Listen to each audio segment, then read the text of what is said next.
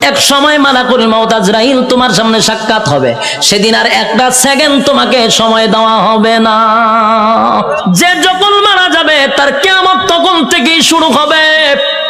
যুবক ভাইরা আমার, আল্লাহ বলেন প্রত্যেকটা মানুষের কিয়ামত আছে রে। যে যখন মারা যায় তার কিয়ামত শুরু হয়ে যায়। যেদিন মারা যাবেন আল্লাহ বলেন হিসাব নেওয়ার জন্য আল্লাহ পুনরায় আবার আমাদেরকে দাঁড় করাবে। আলোচনার শুরুতে একটা কথা বলছিলাম, আমরা কিন্তু এই পৃথিবীতে পরীক্ষা দিতে আসছি, ইয়াদ আছে না? পরীক্ষা দিতে আসছি। বলুন তো রেজাল্টটা কোথায় দিবে? রেজাল্ট কিন্তু পরকালে হবে। আল্লাহ কয় রেজাল্টটা দেখানোর জন্য আবার তোদেরকে পুনরায় আমি জীবিত করব। আল্লাহ বলেন সিংহায় যখন ফুঁক দিব সব ধ্বংস হয়ে যাবে রে। সব ধ্বংস হওয়ার পরে সর্বপ্রথম আমি আবার জীবিত করব ইসরাফিল আলাইহিস সালাতু ওয়াস সালামকে। আবার আল্লাহ বলবেন সিংহায় ফু মার। যেই মাত্র আরেকবার ফু দিবে ওই শেষের ফুয়ে প্রত্যেকটা মানুষের বডির ভিতরে আল্লাহ আবার রূহ দিবে। কাদা মাটির থেকে আবার রূহ পাইয়া মানুষগুলি মাটি গঠন হবে, আবার পুনরায় বডি গঠন হবে। কাদা মাটির থেকে আবার আপনি ওইটা দাঁড়াবেন। যেখানে দাঁড়াবেন, যেখানে বৈশা ওয়াজ শুনতাছেন সে জায়গাটাই হবে হাসরের মাঠ। যেখানে বই ওয়াজ শুনতাছেন এটা হাসরের মাঠ হবে। এই পৃথিবীটাকেই আল্লাহ হাসরের মাঠ বানায়া দিবে। কিন্তু এখনকার পৃথিবী আর তখনকার পৃথিবী একরকম নয় রে। তখনকার পৃথিবী আর এখনকার পৃথিবীর মধ্যে উল্লেখযোগ্য একটা বেশ কম থাকবে। এখন তো কত উঁচু উঁচু বাড়ি আছে, পাহাড় আছে, সাগর আছে, নদী আছে। তখন কিছুই থাকবে না, সমতল একটা মাঠের মতো। মানুষ সেখান থেকে ওইটা দাঁড়াবে। আর বিজ্ঞানী বলেন মানুষকে আমি কেন দাঁড় করাবো জানো নি? দুনিয়ার জমিনে পরীক্ষা দিছিলি আমি আল্লাহ, সেটার রেজাল্ট তোর হাতে ধরায়া দিব। মানুষ গিয়া জমা হবে হাসরের মাঠে। কেউ পানি পান করবে, কেউ কলিজা পাটা পিপাসা লইয়া হাসরের মাঠে দাঁড়ায়া থাকবে। একদিন নয় রে, 2 দিন নয়, 50,000 বছর দাঁড়ায়া থাকতে হবে। সাধারণ কথা না, সাধারণ কথা না। পানির পিপাসায় জিহ্বা কুকুরের মতো বাহির হবে। আল্লাহর পয়গম্বর বরকতে হাত দিয়ে কাউকে পানি পান করাবে, আর কেউ পানি না পান করে হাসরের মাঠে দাঁড়ায়া থাকতে হবে। 50,000 বছর বাড়ির কাছে না। সূর্যের তাপে মানুষের মাথার মগজগুলি গলে গলে পড়বে, জিহ্বাটাও বাহির হবে। এই অবস্থায় যে কত হাজার বছর মানুষগুলি একটা সময় বিরক্ত হইয়া চিৎকার দিবে আর বলবে মালিক রে, জান্নাতে দেও না হয় জাহান্নামেই দেও, হাসরের মাঠে আর ভালো লাগে না, সেখান থেকে আমাদেরকে সরায়া দাও। আদম নবীর থেকে লইয়া ঈসা রূহুল্লাহ পর্যন্ত মানুষ সবার কাছেই যাবে একটু আল্লাহর কাছে সুপারিশ করার জন্য। আদম নবীও বলবে ইয়া রাব্বি নাফসি, ইব্রাহিম আলাইহিস সালাতু ওয়াস সালাম বলবে ইয়া রাব্বি নাফসি, নূহ পয়গম্বর বলবে ইয়া রাব্বি নাফসি, মুসা নবী বলবে ইয়া রাব্বি নাফসি। এইভাবে 1,02,24,000 পয়গম্বর ইয়া ঈসা আলাইহিস সালাতু ওয়াস সালাম পর্যন্ত সবাই একটা কথা বলবে ইয়া রাব্বি নাফসি। আমার কি উপায় হবে? আজকে আল্লাহর সামনে কথা বলার সাহস কোন নবীর হবে না। কথা বুঝতেছেন আমার? আল্লাহ এত রাগান্বিত। এই যুবক ভাই, আলোচনার শুরুতেই বলেছিলাম আল্লাহর নাম রহমান, দয়া মায়া বেশি। কিন্তু আল্লাহর গজব আমরা এখনো দেখি নাই, সেটা হাসরের মাঠে দেখব। আল্লাহ সেদিন কাহার রূপ নিয়ে দাঁড়াবে। সেদিন আল্লাহর সামনে কথা বলার সাহস কোন নবীরাও পাবে না, শুধুমাত্র কেবলমাত্র আমাদের নবী ছাড়া। আদম নবীর থেকে লইয়া ঈসা রূহুল্লাহ পর্যন্ত একটা কথাই বলবে ইয়া রাব্বি নাফসি। আমার কি উপায় হবে গো? আল্লাহ খালি তোর তর্জন আর গর্জন দিবে, তর্জন আর গর্জন দিবে, আর বলবে নাফরমানরা আমার নিয়ামত খেয়ে আমার নাফরমানি করছস, আজকে দাঁড়া কেউ কথা বলবে কিনা। আল্লাহ সেদিন বলবেন লিমানিল মুলকুল ইয়াউম, এই পৃথিবীর রাজা বাদশারা দাঁড়া, হামাইন্নারে ডাক দিব, নমরুদ্দারে ডাক দিব। আল্লাহ সেদিন বড় বড় ক্ষমতাশীলরে ডাক দিবে, নমরুদ্দা দাঁড়া, ফেরাউন্না দাঁড়া। আল্লাহ বলবেন সাজ্জাদ দাঁড়া। আল্লাহ এইভাবে আবু জাহেলকে ডাকবে, যত জালেম শাসক আছে সবগুলাকে আল্লাহ সেদিন ডাক দিবে। ভারতের দাদারেও ডাক দিব, ওয়াংশাংশচিরেও ডাক দিব, বুসারেও ডাক দিব, সবাইরে ডাক দিব।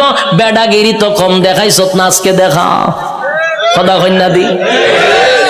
বেডাগিরি যারা বাংলাদেশও করো তারারও কিন্তু ডাক দিব, দাঁড় করাইব, দাঁড়া বেডাগিরি কম করছ না,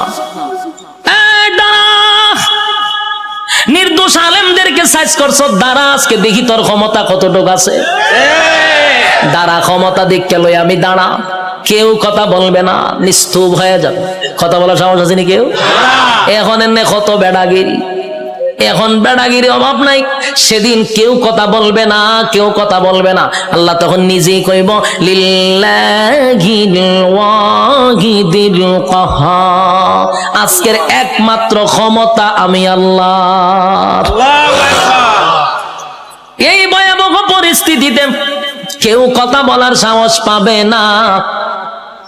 আল্লাহ নিজেই কোরআনে বলেন ইয়াউমা ইয়াফিরুল মারউ মিন আখিহি ওয়া উম্মিহি ওয়া আবি ওয়া সাহিবাতিহি ওয়া বানি। কিয়ামতের মাঠটা এমন হবে, মা তার সন্তানের পরিচয় দিবে না, সন্তান মার পরিচয় দিবে না, বাবা তার সন্তানকে চিনবে না, পরিচয় দিবে না, চিনলেও পরিচয় দিবে না, বালকেরা চিনবো, পরিচয় দিত না। স্ত্রী তার স্বামীরে পরিচয় দিবে না। কেন দিবে না? একটা নেকির কারণে। যদি আমার কাছে নেকি চায়, কেউ কাউরে পরিচয় দিবে না। সেদিন কি কোন পীর সাহেব তার মরিদানের পরিচয় দিব? কথা হয় না দি না। ফিররা গিয়া কি মরিদানটা তালাশ করবো? ফিরও বলবে ইয়া রাব্বি নাফসি। সাধারণ জনগণ যে স্লোগান দিবে, ফিরও সেই স্লোগান দিবে, কারণ ফিরের ক্ষমতা দুনিয়াতে আছে গরু ছাগল খাওয়ার, কিন্তু পরকালে এই ক্ষমতা নাই। পরকালে ফিডার ছুটে দৌড়াইব খালি। যুবক ভাই, কিয়ামতের মাঠে কেউ কারো হবে না। আল্লাহ সেদিন হিসাব নেওয়ার জন্য দাঁড় করাবে, একটা দল ডান দিকে আর একটা দল বাম দিকে।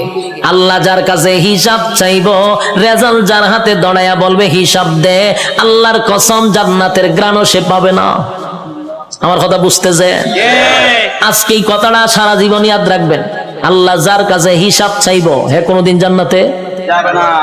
হিসাব দেওয়ার মতো যোগ্যতা কারো নাই। আল্লাহ যারে জান্নাত দিব বিনা হিসাবই দিব। সুবহানাল্লাহ। যারে জান্নাত দিবে গো বিনা হিসাবে জান্নাত দিবে, কারণ হিসাব চাইলে বান্দা আটকা পড়ে যাবে। হিসাব চাওয়া মানেই হলো বিপদে পড়ে গেছ। আল্লাহ বামপন্থীদেরকে হিসাব নিবে। দুইটা দলে যখন মানুষ দাঁড়াইব, আল্লাহ তখন ফেরেশতাদেরকে বলবেন নাফরমান গুলাকে জিগা 24 ঘন্টাদের সময় দিছিলাম কোন কাজে ব্যয় করছে, আমি যে যৌবন কাল দিছিলাম কোন কাজে ব্যয় করছে, হিসাব দিত গ। হিসাবে আটকা পড়ে যাবে।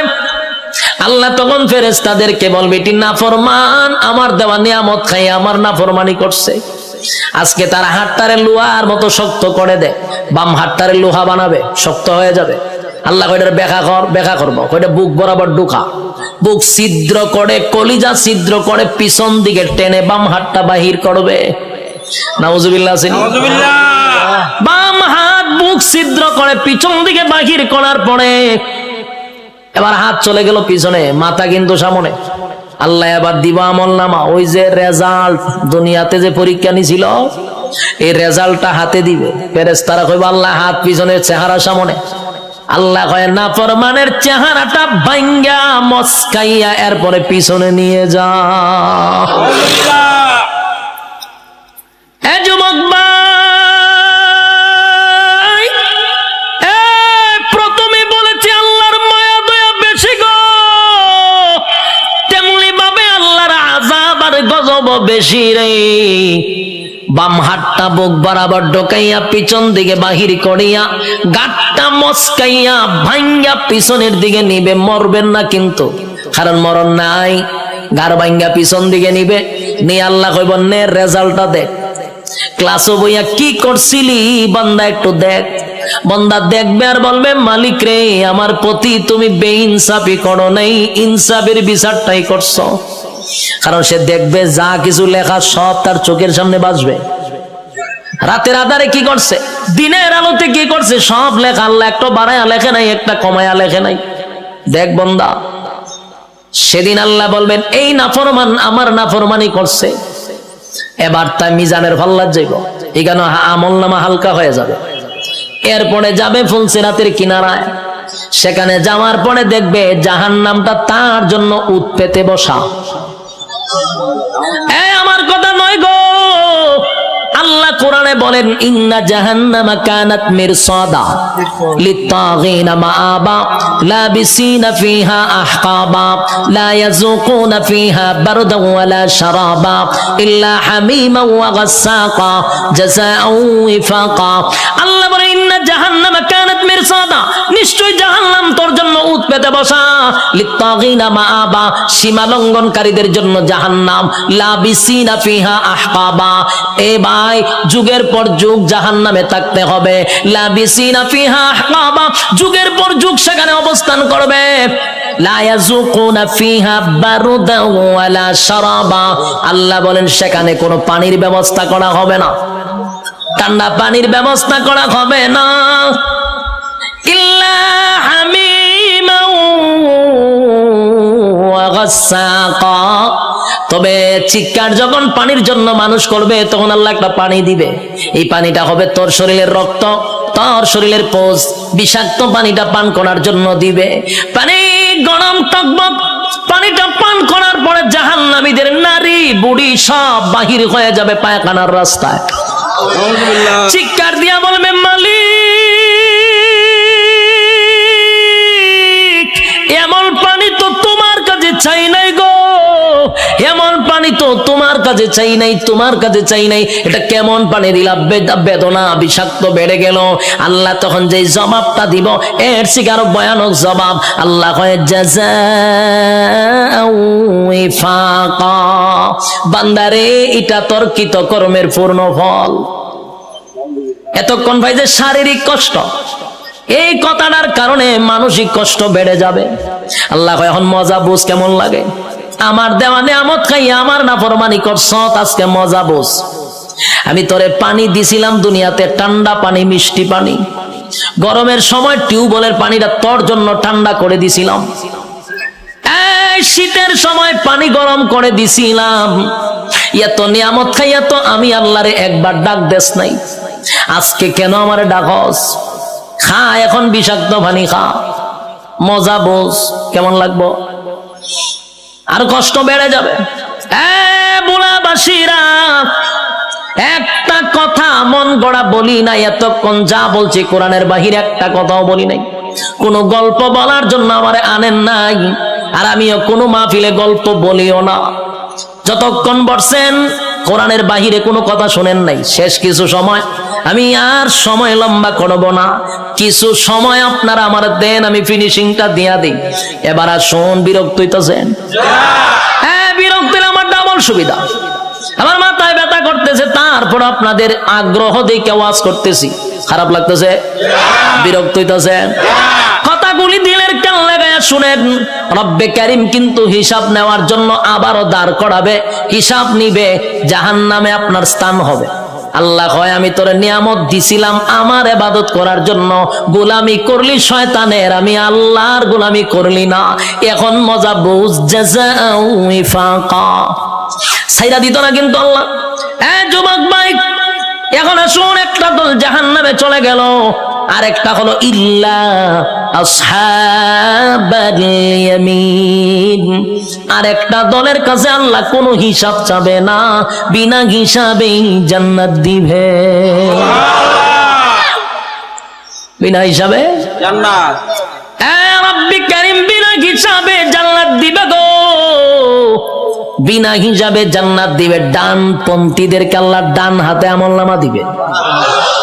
ডান হাতে আমলনামাটা ডানপন্থীরা পাওয়ার পরে খুশিতে লাফাইতে লাফাইতে লাফাইতে থাকবে। এত আনন্দ কেন জানেননি?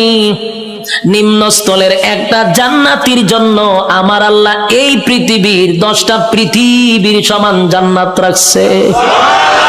আরো জোরে করে আল্লাহু আকবার, আরো জোরে আল্লাহু আকবার। ইমানের আওয়াজ দিয়ে বলেন আল্লাহু আকবার। রব্বে কারীম বলেন বান্দা শুন, এই পৃথিবীর 10টা পৃথিবীর সমান্তরে জান্নাত দিব, নিম্নস্থলের জান্নাতীরে 10টা পৃথিবীর সমান রাজত্ব দিব।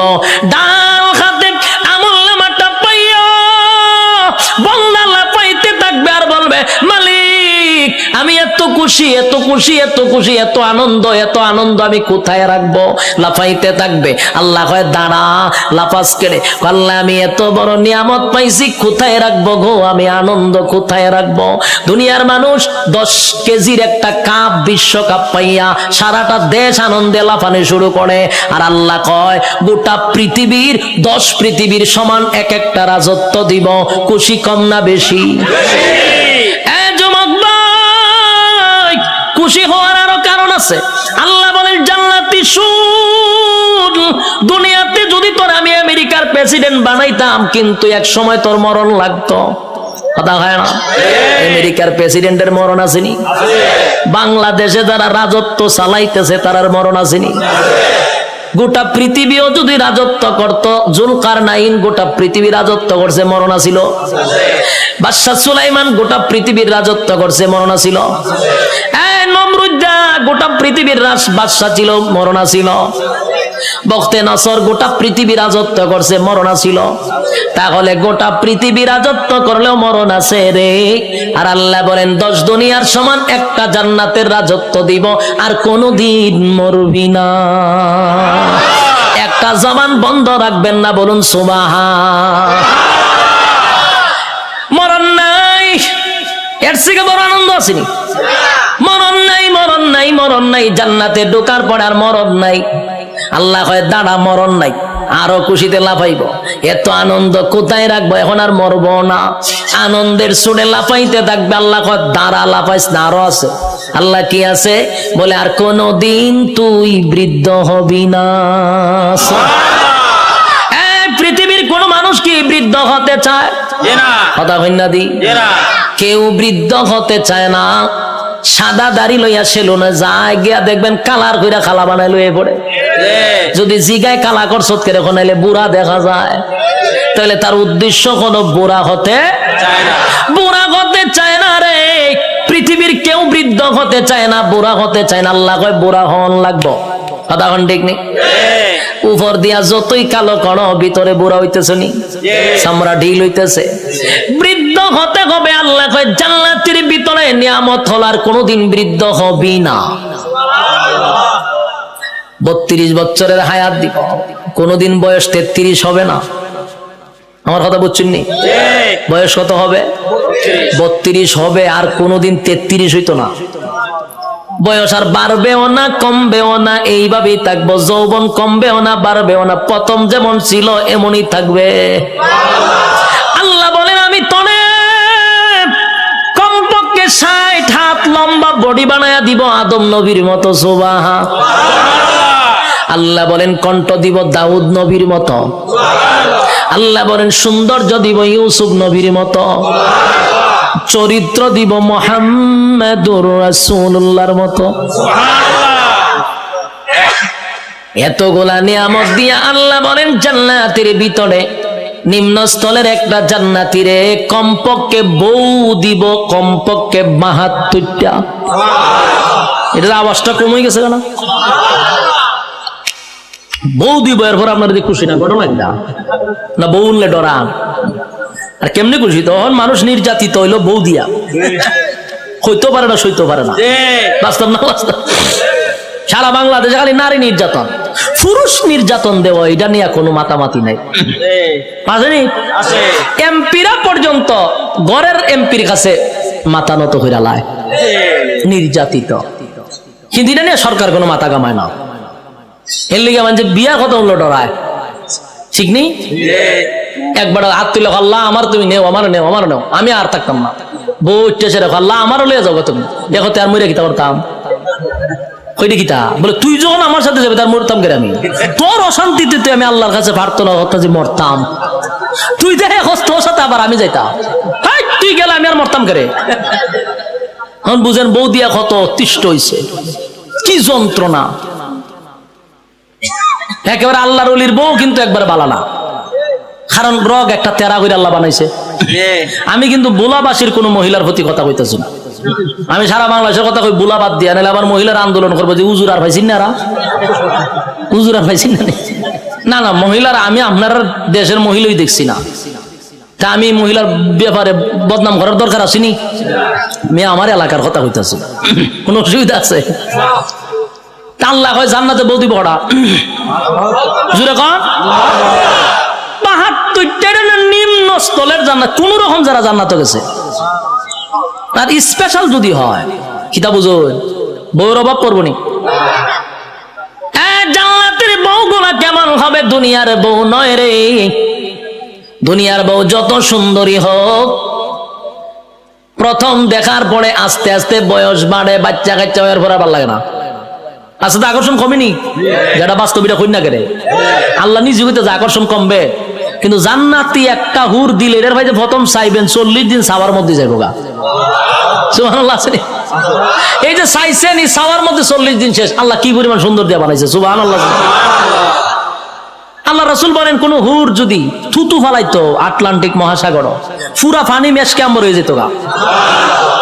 কোন হুর যদি হাত বাইর করে বা লাড়া দিত, সূর্য আর দরকার ছিল না, এটাই যথেষ্ট। এদিকে আমি খাইতাম নাম জায়গা এত নাম কয় একটাও ইয়াদ থাকে না, লাস্ট হলে গুরুর ইয়াদ আছে। তো এই লোক যখন এতগুলা নাম কইছে, চিন্তা করলো এতগুলা নাম কইছে কোনটা কম, আচ্ছা সব লইয়া যা। মেসিয়ারে আনতেছে, টেবিল সাজাইছে, খাইতেছে, খানা দেখকে মেসিয়ারে দে লক্ষণ বালা না।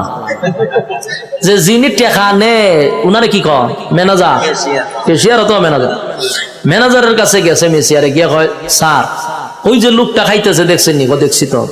কাম না আমার একটা অনুমতি দেন। কি অনুমতি? কয়ের ইচ্ছা মতো কিন্তু ফিটাইতাম। ম্যানেজারে জিগা কাস্টমারে খানা খাইতেছে তুই ফিটাইতে কা? কয়ের লক্ষণ বালা না, যেই পরিমাণ খাইতেছে হিসাব দিতে পারতো না, তাই একটু ফিডামো। ম্যানেজারে কয় কাস্টমারের কাজ কি? খাওয়ন। তোর কাজ কিতা? দেওয়ন। আমার কাজ কিতা? হিসাব ল। তেহের খাওয়ন এ খাইব, তোর দেওয়ন তুই দে, তুই মারতে কা? মেসির কথা তো ঠিক, আমার তো দেওয়ন, আমি দিতে তাই। মেসিয়ারে দেয়, এ খায়। ম্যানেজারে কয় এ খাওয়া শেষ হইলে বলে আমার খাম, আমার কাজ কি? হিসাব নেওয়া। হিসাব না নিয়া, হিসাব না দিয়া বাড়ি তারবো, বাড়ি তারবো নি? যা পারে খাইতে থাক, তুই বাধা দিস না। ঠিক তেমনি ভাবে আল্লাহ বলেন দুনিয়াতে মানুষ যেই পরিমাণ কাম কু কাম, দিনের কাম রাত্রের কাম, সব কাম আমরা করি না? আমরার সাথে কিন্তু ফেরেশতা থাকে, 24 ঘন্টা ফেরেশতা থাকে। আমরার কাম কু কাম দেখে ফেরেশতারাও আল্লাহর কাছে কয় আল্লাহ একটু অনুমতি দেন, কিতা কয় এর কাঁসার মাইরা জাগাত মুতায়া লাই। আল্লাহ জিজ্ঞাসা ঘটনা কিতা? বলে যেই পরিমাণ করতা যে হিসাব দিতে পারতো না। আল্লাহও বলে তোর কাজ, এর কাজ আকাম কুকাম করন দেখুন লিখতে রাখুন, আর এর কাম যত আকাম কুকাম করতে পারে, তোর কাজ কিন্তু ফিডন না। তোর কাজ দেখতে থাক, লিখতে থাক, যত কিছু আছে সবকিছুর হিসাব হইবা আমার কাছে।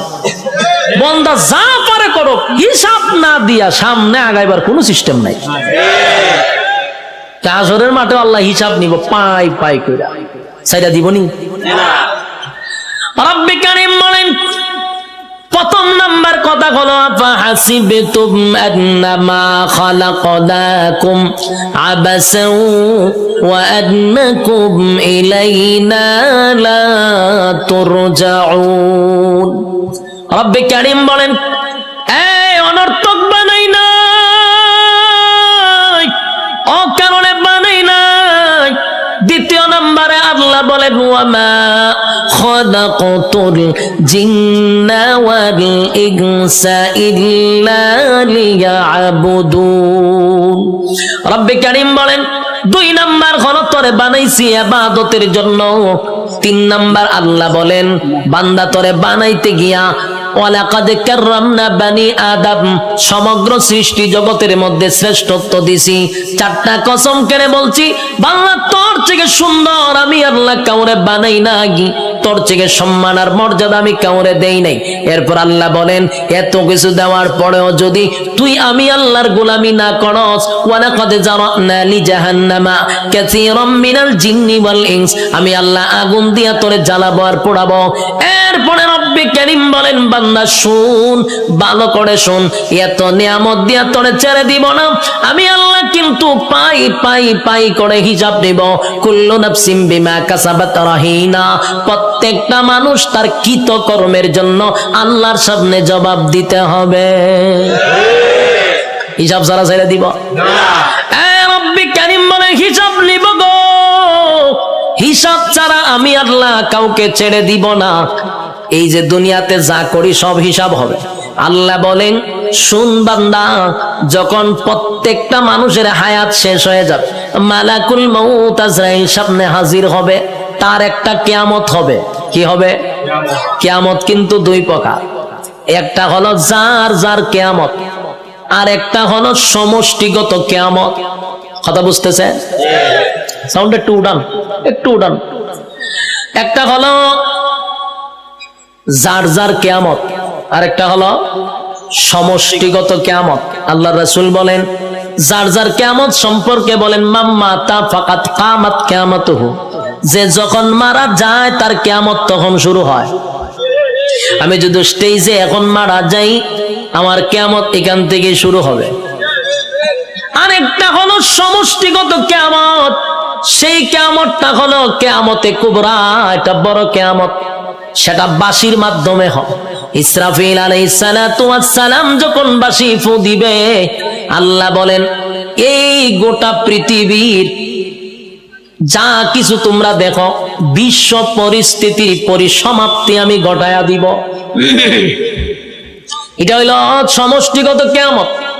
ইদা জুলজিলাতিল আরদু জিলজালাহা, জমিনের মধ্যে তখন জালজালা শুরু হবে, ভূমিকম্প শুরু হবে। যখন যে একটা ভূমিকম্প হইছে 13 সেকেন্ড, 13 সেকেন্ডের ভূমিকম্পে সব শেষ হয়ে গেল। আর ওইটা যে শুরু হইব, ওইটা 13 সেকেন্ড না, 13 ঘন্টা না, এটা চলতেই থাকবে। পাহাড় গুলি তুলার মতো উঠতে থাকবে। বিল্ডিং তো দূরের কথা, পাহাড় উইরে উইরে চলবো। এই ভূমিকম্প থামবে না। কুল্লু মান আলাইহা ফান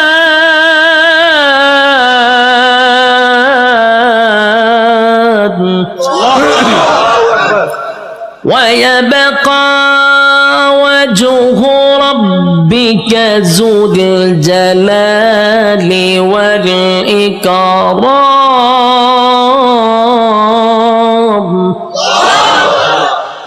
সব শেষ করব।